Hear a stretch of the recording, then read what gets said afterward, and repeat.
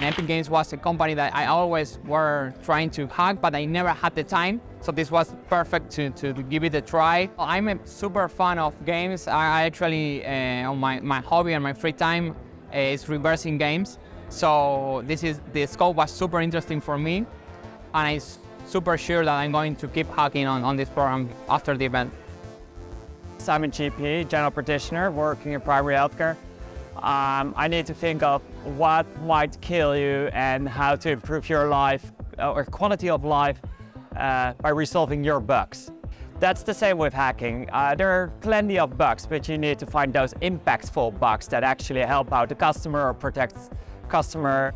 My personal goal for the events is I want to learn as much as possible from the others so I can become better and better in hacking and also bring that back to healthcare. Hackers help drive digital transformation and innovation at Epic Games by bringing a unique outsider's perspective to how we build and run our infrastructure and our games. There's a lot of cases where how we build a platform and how we expect the end users to interact with that is very different from the way that the hacking community looks at it. And they've found a lot of great, unexpected outcomes as a result of that. We release something, immediately have millions of people looking at it, thousands of hackers looking at it, and they are finding ways to break products in interesting ways that we just wouldn't think of. You received it once. Yeah, I received this. And now you got invited to the event. Yeah, this is before I did HackerOne stuff. I got a legal threat, and now I'm here. I was 15 at the time that I got the cease and desist. I got a text message from my dad, and there was a link to that Forbes article, and it said, "Care to explain this?" And that's when I realized, like, uh-oh. My first interaction with Epic's team after that was that DM from Magmariev. Right. Inviting me to the HackerOne program. It's so surreal, like, talking to the people that are in charge of these systems.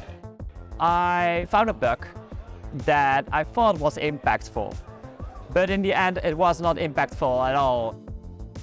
So then I turned over to a few friends of me, Lupin and Snorlax. I never collabed with them on bugs though, but I asked them, like, I've got this really, low impact bug now.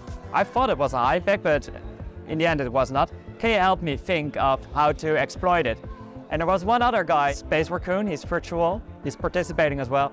And I also got him involved, put them in a Slack channel, gave them all the stuff I knew.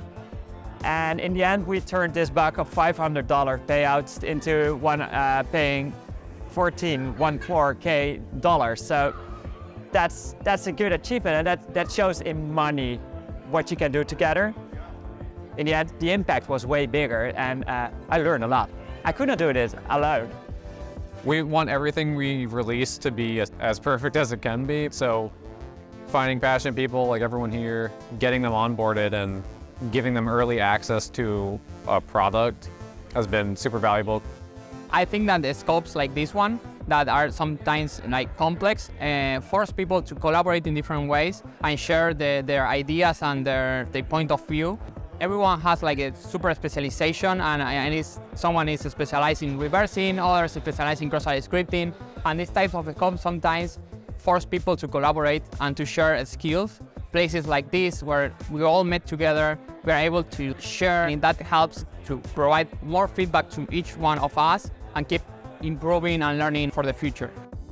No company is going to have a red team or any InfoSec team at all that's large enough to compete with a platform like HackerOne with thousands of white hat researchers, right? You need to embrace people wanting to help you, nurture that and grow that. Like the success of our program, these live events and everything has just kind of shown that like is one of the best ways to secure your products.